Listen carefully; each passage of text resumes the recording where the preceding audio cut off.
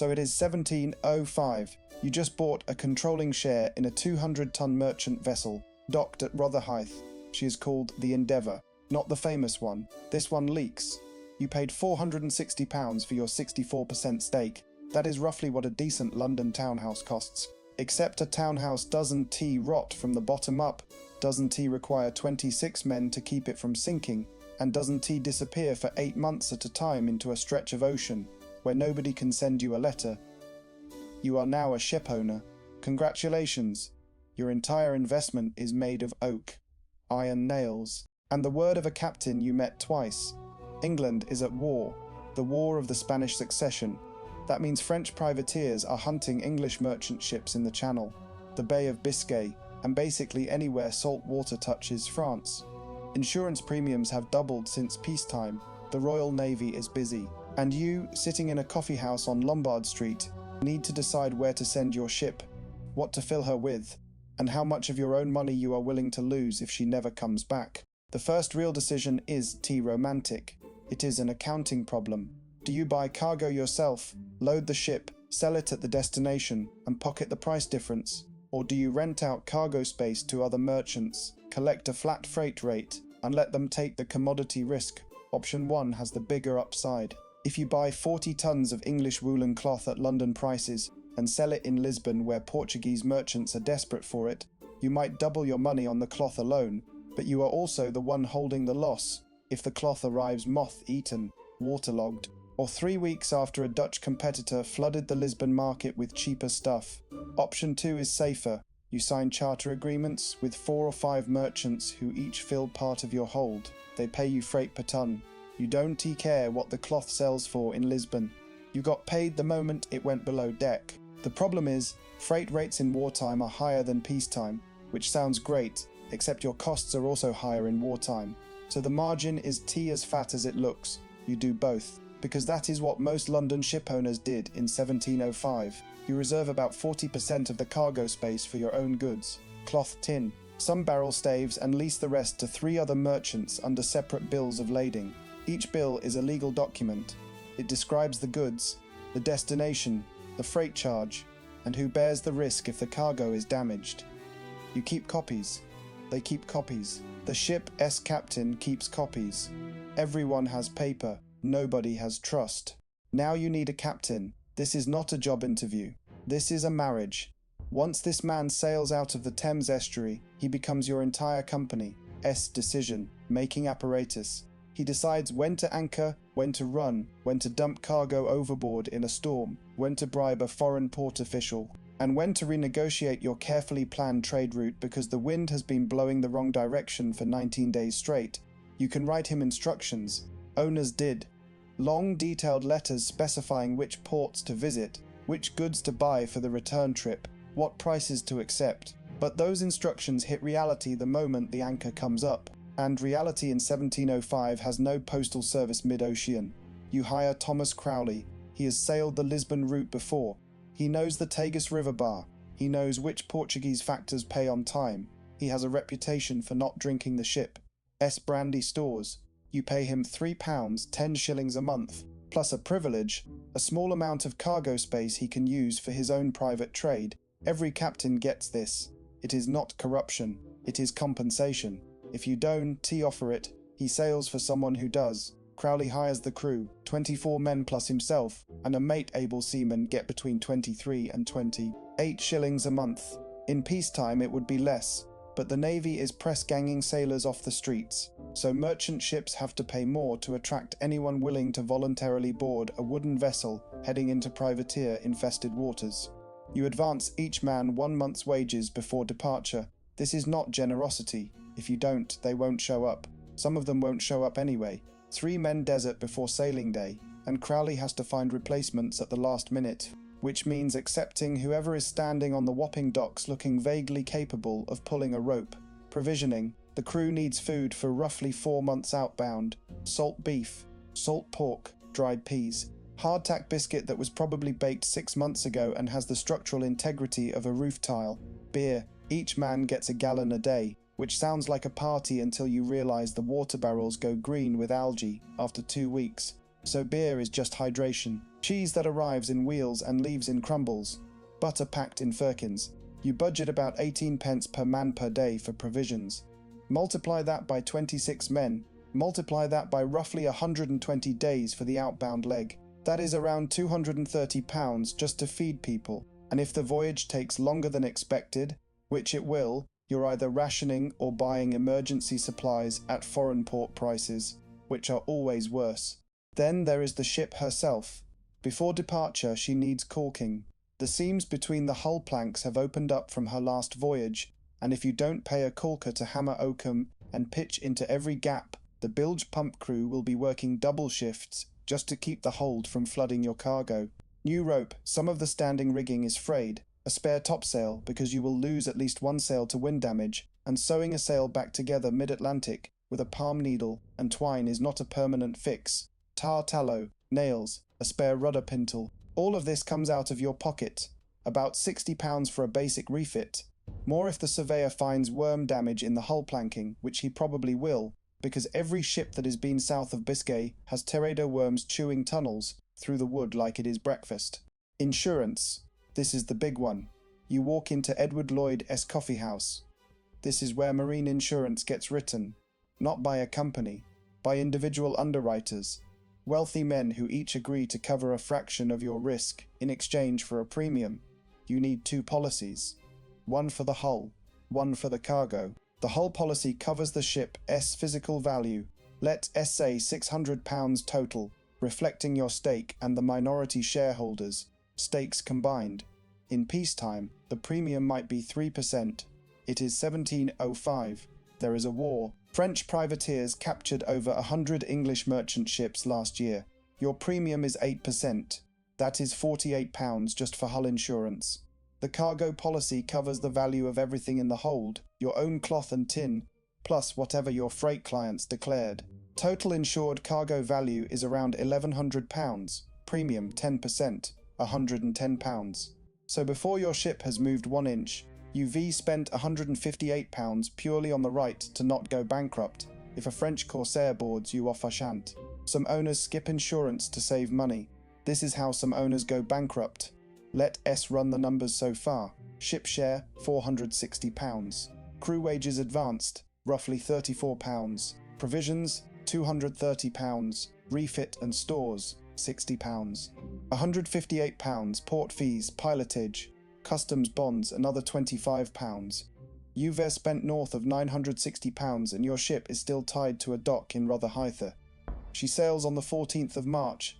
The Thames pilot guides her downriver, past Deptford, past Greenwich, into the estuary. You stand on the quay and watch. This is the last moment you have any control over your investment. For the next 5 to 7 months, you know nothing. Crowley's instructions are clear. Take the Endeavour south through the Channel. If you encounter French privateers, run. Do not fight.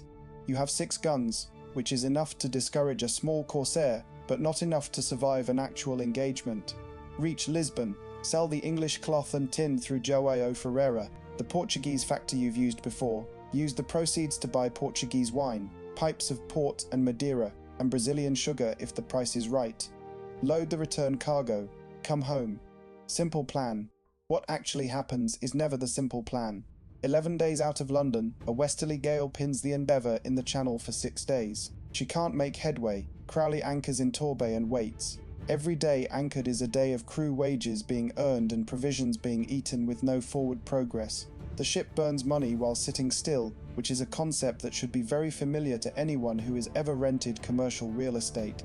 The gale breaks. Crowley rounds Ushant, the most dangerous privateer hunting ground, at night, running without lights. He makes it. Not every ship does. 2 vessels from the same convoy that left London a week earlier were taken by a French privateer operating out of St. Malo. Their owners will spend the next year trying to recover partial value through insurance claims, lawsuits, and letters to the Admiralty that nobody reads. 6 weeks after departure, the Endeavour reaches the Tagus. Lisbon is loud, hot, and full of competing merchants. Crowley finds João Ferreira. The cloth sells, but the price is lower than expected because a Bristol ship arrived 10 days earlier with a similar cargo. This is the problem with a business where your market intelligence is 2 months old by the time you act on it. You set your prices in London based on what Lisbon needed in January. By the time your cloth arrives in April, January's shortage has become April's glut. Crowley gets about 15% less than your projections. The tin does better. There is military demand. Portugal is fighting on the Allied side, and tin has industrial uses. Crowley sells it at a decent margin. Total proceeds from the outbound cargo, roughly £680, against a purchase cost of about £500. That is a gross margin of £180 on the goods. Not bad, not spectacular. Now the return cargo. Crowley buys 43 pipes of port wine and 20 hogsheads of Madeira. Wine is the Lisbon to London money trade. English demand for Portuguese wine is enormous, partly because of the Methuen Treaty, which slashed import duties on Portuguese wine to undercut French competition. Politics helping your profit margin. Enjoy it. It doesn't happen often. He also buys 15 chests of Brazilian sugar, shipped up from Bahia, restacked and graded at the Lisbon Customs House. Sugar is reliable money. Everybody wants it. The risk is spoilage. If the hold takes water, sugar dissolves into an expensive brown puddle. Loading takes 3 weeks. Crowley has to wait for the Madeira shipment to arrive from the island. Every day in port costs money. Harbour fees, bribes to the customs inspector, dockside labour, fresh provisions for the crew. Because the salt beef from London is gone and the men are buying bread and sardines on shore, Crowley's accounts will show roughly £35 in Lisbon port expenses. Some of those expenses are real, some of them are Crowley padding his accounts. You'll never know which is which, because you are in London and he is in Lisbon, and the only auditor available is God. The return voyage starts in late May. Good timing. Summer weather, longer days, better winds. Crowley runs north, 14 days to clear the Portuguese coast and round Cape Finisterre, another 8 across Biscay, the Channel again, off the Scilly Isles. A pipe of port cracks open in the hold. Red wine leaks over 6 bolts of Portuguese linen that Crowley bought with his personal privilege space. His linen is ruined. Your wine is mostly fine. Sometimes luck picks favourites. The Endeavour makes the Thames on the 22nd of July, 4 months and 8 days. Slightly longer than ideal, mostly because of that 6-day gale at the start and the 3-week wait in Lisbon. But she is home. She is floating. The cargo is intact minus 1 pipe of port. You get the news at the coffee house. You feel relief. Then you start doing math. Revenue side. The return cargo, port wine, Madeira and sugar, sells over the next 3 weeks at auction and through direct sales to London wine merchants and grocers. Total revenue from the return cargo, roughly £890. Your outbound cargo profit was £180. Freight payments from your 3 tenant merchants, another £65. Gross revenue for the entire round trip, approximately £1,135. Cost side, ship purchase £460. Wages for the whole voyage, including Crowley's, around £215. Provisions £230. Refit £60. Insurance £150. 8 port fees London and Lisbon combined £60. Cargo purchase costs both directions, roughly £740. That is a total outlay of about £1,923. Gross return £1,135 on the cargo and freight, against roughly £1,260. 3 in voyage operating costs excluding the ship purchase. That is a net voyage loss of roughly £128, before accounting for the ship as an asset. Wait, you lost money almost, but your ship didn't sink. Your ship is still an asset worth roughly £460, and the next voyage doesn't require you to buy her again. If you run 2 voyages a year and the second one goes slightly better cargo prices, no 6-day gale, no 3-week wait in Lisbon, you clear maybe £150 profit on the second run. Combined with the first voyage loss, you end the year up about £20. On a total capital exposure of nearly £1,000, 2%, that is your return in a good year. The men who got rich in this business were not the ones who owned 1 ship and made 1 voyage. They were the ones who owned shares in 6 ships, spread their risk across multiple routes, occasionally got fantastically lucky on a cargo of spice or indigo that tripled in value, and, critically, never had all their ships sunk in the same year. The economics of a single merchant voyage in 1705 were not a gold mine. They were a slow, leaking worm-eaten grind, where the difference between profit and ruin was a 6-day wind shift and a Portuguese factor who paid on time. You also had a choice to make: sell your share now, while the ship is freshly repaired and has a completed voyage on her record, walk away, put your money in land which doesn't get captured by the French, or roll it forward, load her again, Lisbon again, or maybe try Cadiz, maybe the Mediterranean, longer voyage, more risk. But the return cargo: olive oil, dried fruit, silk commands higher prices in London. You roll it forward because that is what owners did. Not because the math was amazing, because once you survived one voyage, you believed you understood the game. You had a captain you trusted, you had a factor in Lisbon, you had a system. The system worked until it didn't. A storm, a privateer, a captain who turned out to be less honest than you thought, a cargo that spoiled, a war that closed a port, a shift in tariff law that killed your margin overnight. Every ship that left London in 1705 carried the same wager, not a bet on the sea. A bet on the length of time between your money leaving your hands and the moment. Months later, sometimes a year later, when you finally found out if the world had been kind enough to send it back. Most of the time, it came back a little smaller than when